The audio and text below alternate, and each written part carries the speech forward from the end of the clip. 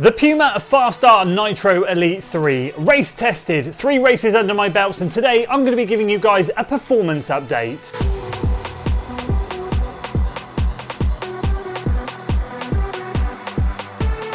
I can also confirm I will not be using this shoe for my upcoming marathon, despite how well my recent half marathon went. So I don't normally do this type of video. I normally leave these for 100-mile reviews, 200, 300.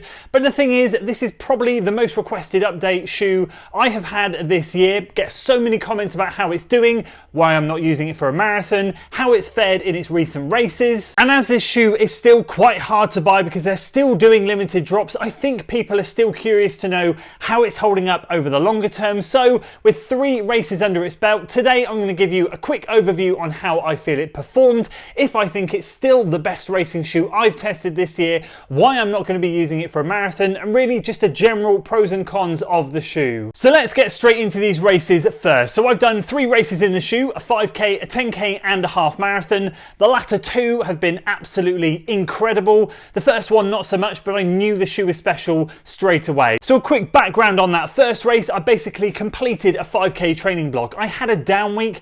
I then went straight into a summer of mileage. My goal for that summer of mileage, raise the bar, raise my fitness, and aim to get some decent miles in there. Bring back double threshold. I had a race on Wednesday evening. I did my first double threshold workout on the Monday, and my word, my legs were cooked come race day. I managed to run a 15:44 at the end of that training block, and that night I ran a 16:03, I think it was, and my legs were honestly cooked. However, this shoe saved me from an embarrassing result, and I'm not even going to lie when I say that. I genuinely think I'd have run over 16:10, maybe even 16:15. What I instantly found this shoe did for me was allow me to maintain a pace that I honestly didn't think I would be able to maintain. So literally after a mile, I clocked a really fast mile, and then my legs just let me know and reminded me how heavy and tired they were. But I kept popping along, and although I positive split that race, it wasn't as bad as I thought it was, and I knew straight away this one had potential, and I also knew I had to get it straight into another race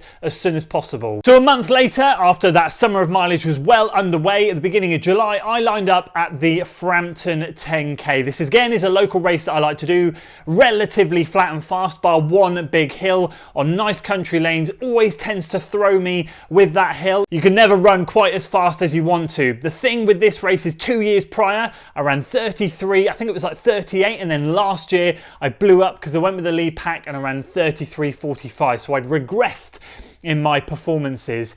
This year I went out and ran 33:20 something. I'll put the time on screen. So it was a big course PB. It was a hot summer's evening, and I felt incredible in this shoe. And once again, just like in the 5k, it proved to me that it helped me maintain that pace in the second half of the race. When I come down off that hill and push, I tend to find mile 4 to 5 is a bit of a sticking point for me because it's a very gentle uphill. I held a strong pace, and then when I hit that final 6th mile, I dropped one of my fastest mile splits of the race in mile 6, and I just felt that this shoe kept me bouncing along really nicely. So once again, I came off the back of that race and I thought, now I really need to do a race where I taper properly, feel fresh and good, and this is where the 71-minute half marathon came in. Now I want to preface this third race, the one that recently happened on the weekend, by saying 3 things. Number 1, we've trained through a summer of heat and the temperatures have started to cool down, so naturally this is a time when performances are about to be elevated for the majority of us. So let's not take that away.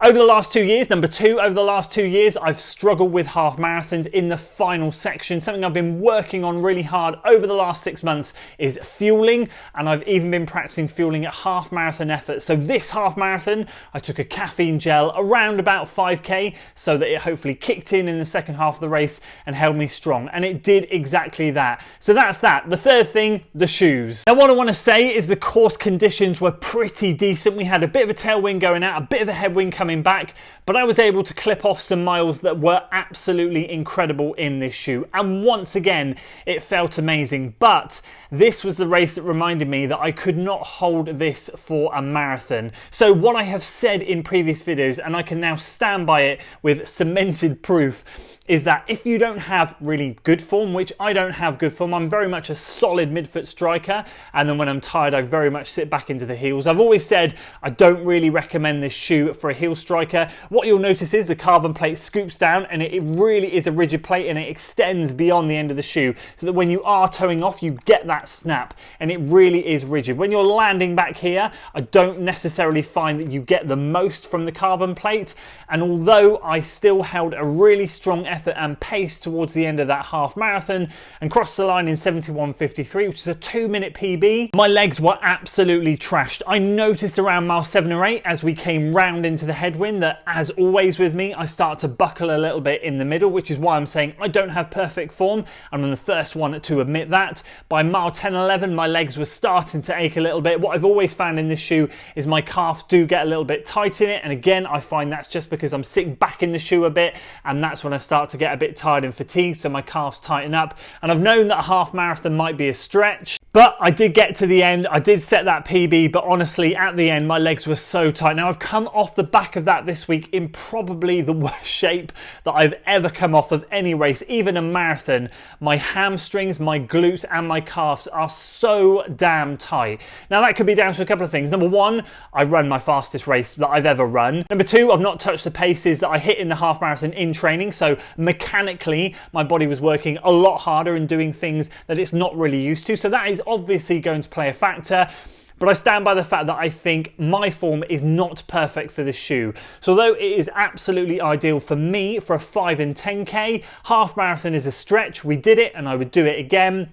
I would now be prepared to have a hobbling week afterwards because it's taking me a while to get back into things, and 100% I could not hold that for another 13.1 miles. So that's the races and why I would not use it for an upcoming marathon. In terms of the wear and tear on this shoe, I'm seeing a few little dents appear in the midsole foam at the bottom here, so I'm not sure the camera's going to pick it up, but if you can see just in that front pad, when you go over maybe some slightly uneven ground, hit a rock or whatever, it is leaving a few indents in the shoe. Now, I'm going to be honest with you, it's not making a dot of difference to performance. What you find from this shoe is from start to finish, this thing brings you along like nothing you've ever tried.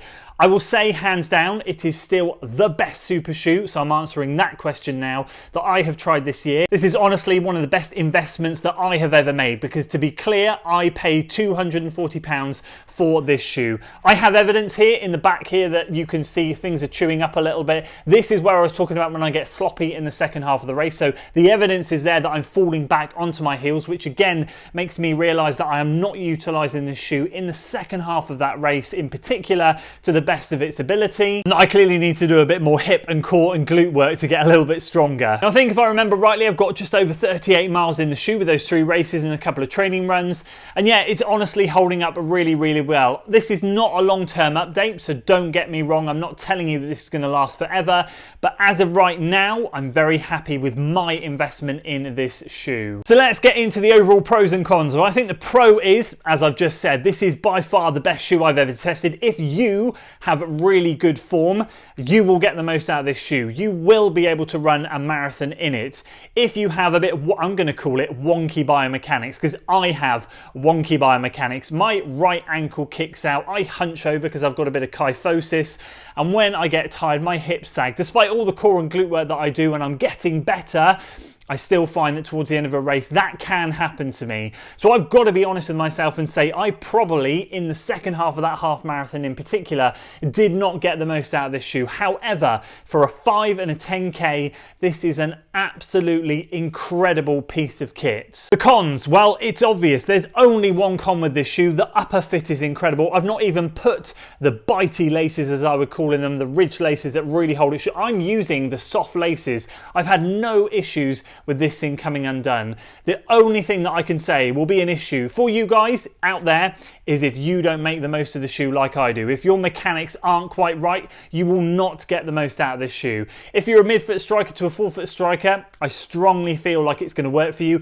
I'm not saying completely that it's not going to work for you. If you're a heel striker, mildly, but I think if you're a strong heel striker and you're really striking the ground back here and rolling through, you're not going to get the most out of this shoe. And again, I think it's just going to load too much onto your calves. I've had so many people reach out and say, Andy, this shoe's incredible, but do you get calf pain as well? And I'm like, yes, I do. And I'm a midfoot striker for the most part. So I think if you are a heel striker, you really will struggle. Sorry, I know some people don't like me saying that, but that's what I believe. And is there anything else I can think about with this shoe that I need to tell you? No, it's getting better the more I race in it. The more I race in it, the more I love this shoe. So what I don't want you to think is he's saying these negative things about the form and how he can't hold it for a long distance, so he doesn't think it's the best shoe.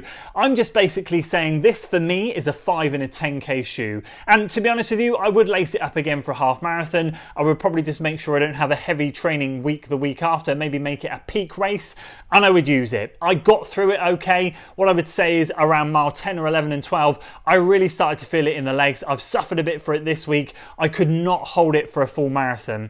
So yeah, you look at some super shoes on the market and you go, is that going to be an all-rounder? The PUMA FAST-R NITRO ELITE 3 was an all-rounder for me. You could probably take it through all the distances. This one for me is not an all-rounder shoe. If you're taking it for a marathon, hopefully it worked for you. I'd love to hear your thoughts. If you have already taken it for one, please do drop a comment below. It'd be so useful for other people to hear your thoughts. That's what the comment section is all about. So here we go, a quick update on the PUMA FAST-R NITRO ELITE 3 for you. Hopefully that gives you an update as to how I'm finding it after 3 races, so properly race tested now across a good range of distances. As I said, I know this has been limited drops. I know there's not been many of them released, but I do know a fair few of you that do have them. So if you've got more experience in them than me, if you've put more races in them, if you've done longer distance races, please do share your experiences. Remember, these are purely my opinions, coming from a guy that's 6'6", around 88 kilos, and has not the best form. If you've got good form, please do drop a comment. It really is useful to someone trying to find likeness with someone else, how they found it. It really does help them make informed decisions if they're going to spend 240 quid on this shoe or not. So if you enjoyed this video, guys, I'll make sure I leave a link up here to the PUMA FAST-R against the Pro 3 from Adidas, my potential marathon shoe. You can see the efficiency difference there, as I expected, and probably you too. Or if you have missed the recent half marathon race, I'll leave a link to that one down here, and hopefully I'll see you guys over on one of those.